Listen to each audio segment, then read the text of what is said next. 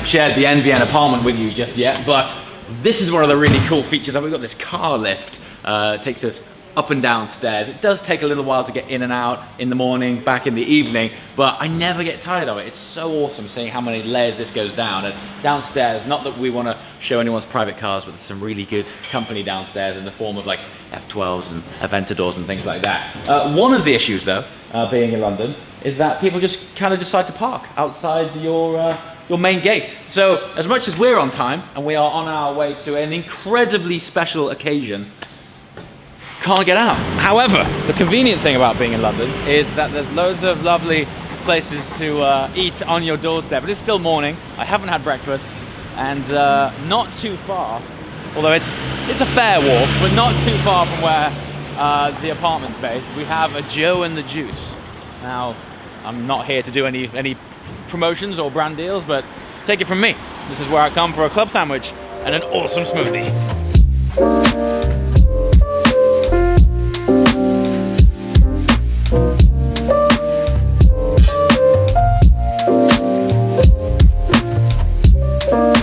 Okay, finally got the car out of the garage.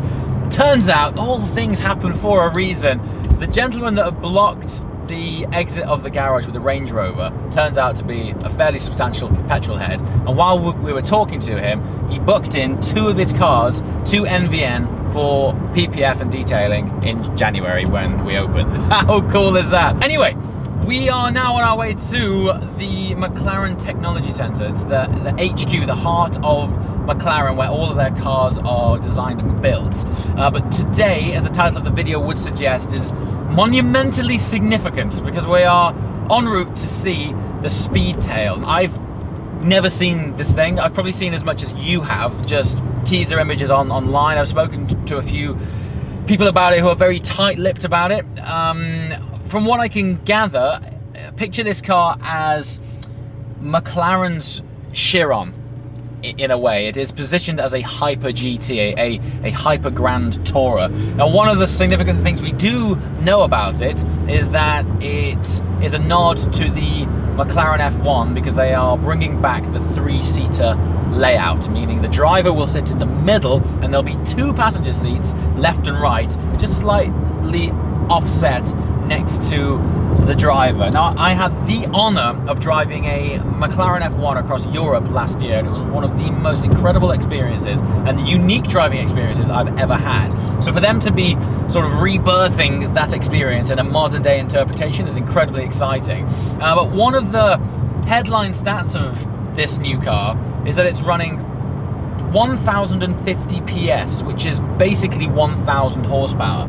1000 horsepower. Imagine what that's going to feel like. So I have no idea what it looks like. We're going to MTC now, which just being there on its own is an incredible sense of occasion. And as always, we are taking you along for a very special journey.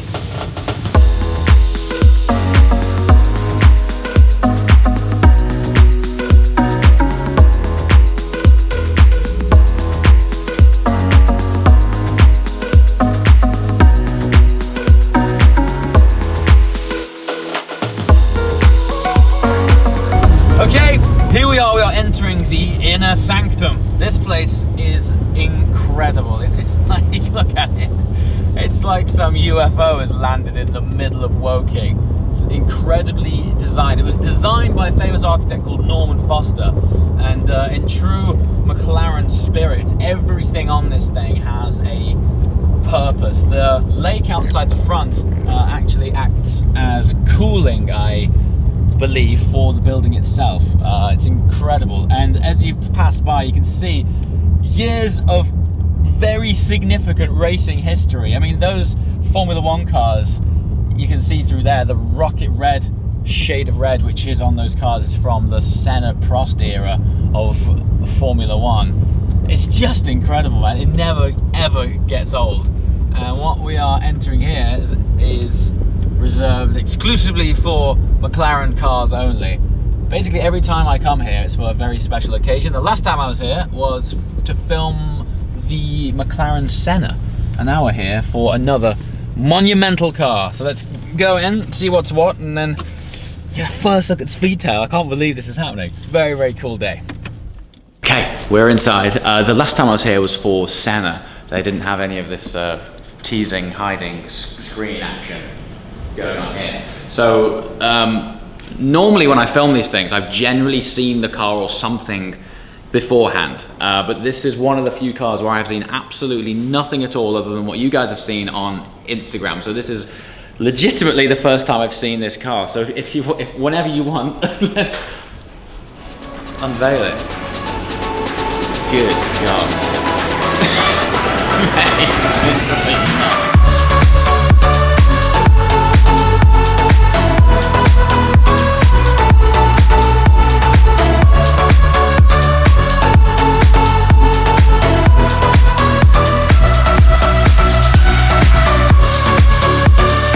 It is huge. I mean, so it all makes sense. The tail bit, the Speedtail, it is colossal. What's the length of it? It's 5 point something meters. 5.2 meters long. It's like a road yacht. It's absolutely massive. The sculpture on it is crackers. Look at all this. So as of yet, I've yet to be walked through this, but some interesting. I assume that's some interesting active aero there. Oh wow. I can't believe the size of it. These are interesting air intakes, isn't it? A modern day interpretation of a 360 supercar is very, very cool. Aerial bends. Oh wow. Right? So there's no hinge, so they will sort of come up, they'll come up higher than that. We need to... So it has this sort of flexible skin on it. So inside the carbon, yes, there's sort of different layups which effectively form a live hinge. Cool. Digital rearview mirror system. So these are they pop out. pop out. So they'll be when you're driving, they're out, and then okay. when you're going into the high speeds, we've got a velocity mode on this car rather than race mode. Cool. We haven't finalised exactly how and when the car will do certain things yet because we've got to go into the development. All of this static front aero, so this is static, it doesn't spin with the wheel. Okay. So the wheel spins behind that. Sure. And it keeps this point here so that effectively this manages the airflow down the side of the car and helps reattach it down there. All the turbulent air that's in here is collected by this door blade and again just centered down the side of the car. Wow. You've got ducting under the side skirt there to sort of help feed the rear diffuser, similar to the way the Senna does. And you've got this shoulder kind of HTR high temperature radiator there. So you guys asked for it. This is behind the scenes on a shoot. Now, granted, I would never normally go to this level of effort and detail to film a car, but this really is once in a decade job. So the significance of this is huge. And I'd love to share the wider stuff that we get up to behind the scenes. I love sharing it, but particularly because you guys asked for it. And sorry for waving a fork at you, but what is great is that these guys put on a plethora of exotic food for us to chow on. Normally this room right now is currently used for clients who are coming to spec Senna, hence on the back wall there it says Senna. So people come in, they can play with all the materials and fabrics and things like that. Check this out. This is really cool. I'm just going to put my food down for 1 second. If you're thinking this is a posh flask, you'd be absolutely right. So this is an optional extra on Senna that sits between the seats, and because there's no cup holders in a Senna, if you wanted to do a road trip, and in this thing's instance an endurance long road trip, this is a automatic drinks dispenser. So with the push of this button it can eject, well, whatever you decide to put in there. I'll leave that one up to you guys, but it's just an example of the level of customization and crazy options that this brand offers. Also, you see this is still in here. Oh, here it is. Secret drawer. Look at this. You can come and experiment and simulate light on various different carbon options. Check that one out. This is like they've simulated here, one with gloss, one with satin finish. Look at that exposed blue carbon weave there. What has been interesting is, especially as all of other McLaren's cars are, when you spend time around that thing, it blows your mind the level of detail. I'm going to put a link below to the official video if you haven't seen it yet. I mean, they've got this amazing process, well, this material called TPT. If you ever saw my video with Richard Meal, they construct the carbon structure of their watches. It's like these layers of different colored quartz, which they like thinly shave and then layer and mill. They've applied that tech to certain options on the car, so you can have your steering wheel in this incredible carbon finish.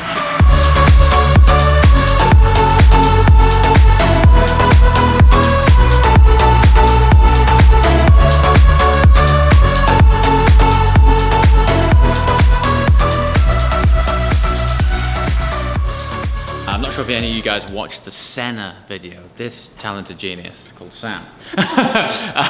We put together an opening scene of it, and because McLaren have gone and upped themselves again, we feel like we need to up ourselves from the intro point of view. So we're trying to put together this opening scene, which is epic. Action. Lights. It's already blowing my mind. Okay. Okay. Action. So there's a spot of performance context with the new McLaren Speedtail. It weighs 1,430 kilograms. It's just over 1,000 brake horsepower and can accelerate from 0 to 186 miles an hour before this Instagram story finishes. Bang on. Is that okay? Yeah. Stop. All right, that's good then. Back to the normal. Back to the normal takes. Yeah. So, obviously, if you work here, unless you're very special, you don't come in through the front doors. We come in through the secret innards. But one of the first things you do see is this, which is XP5.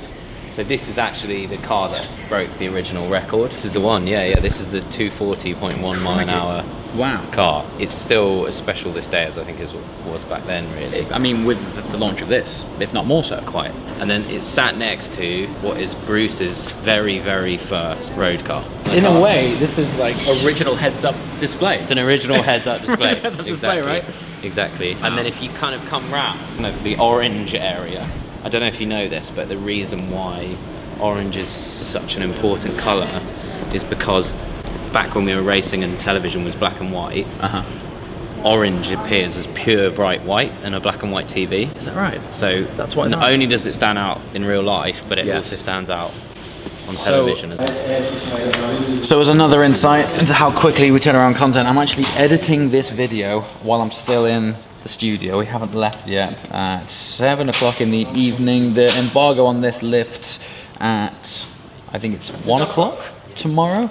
I've got about a 2-hour drive home, so I'm going to make the most of this now, drive home, and then it'll probably end up being an edit until like 4 in the morning. I'm going to watch it. Probably. I don't know what it is about YouTube. It's just the way it ends up panning out and just taking forever, but it's worth it. You know, ultimately, I got the invite to share this very special car with you, so I'm going to make sure it goes live in time.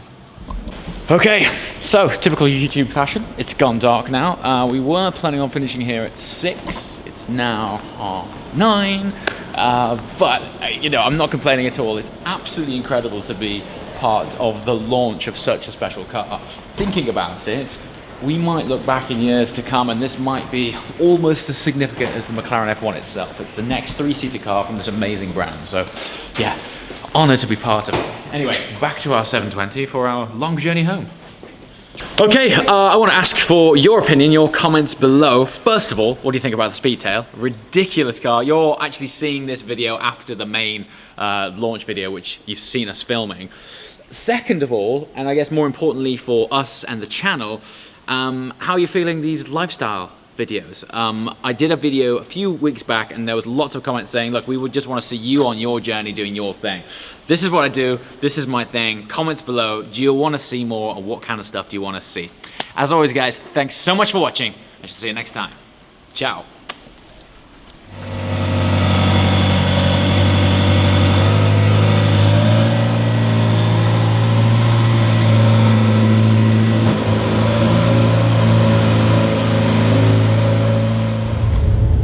Look at that place, man.